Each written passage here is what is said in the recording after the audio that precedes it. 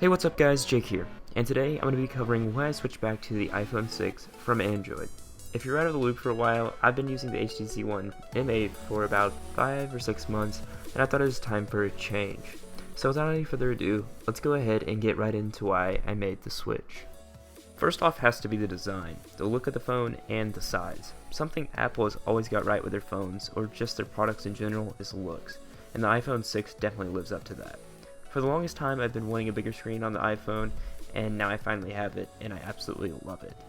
Next is something that has always made me a big fan of the iPhone, the camera. Sure, there's Android cameras out there with double the amount of pixels, but that doesn't mean much to me. This camera is outstanding. The pictures, the 1080p recording, the 240 frames per second slow motion, all of it. Now of course that all comes down to personal preference, and there are still great cameras out there on the Android platform that can produce great images, but just in a different way. This one is small, but it makes a huge difference, and it's iMessage. Well, basically all the new features in the messaging app. I've had to use Hangouts for a while, and it was great, all up until the latest update, but iMessage is more convenient for me, as most people I text have iPhones.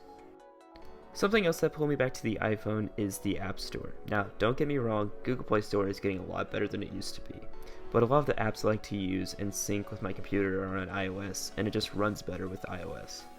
So it just makes it a lot easier for me overall.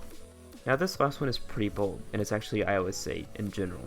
I talked about it a bit in my first impressions, and it's actually coming together nicely. Apart from the annoying bugs, it's really headed in the right direction. Yes, they'll use some features that Android has had for a while, but did you expect iOS to stay the same forever? I mean, no. Same goes for Android. It's not a big deal, and it's just improving each operating system more. The new features of iOS such as Handoff and Apple Pay are killer, and I can't wait to use them more once they are fully available. So that pretty much sums why I have switched back over to the iOS platform. It's just more practical for me. Does this mean it's the end for me on Android? No, no way.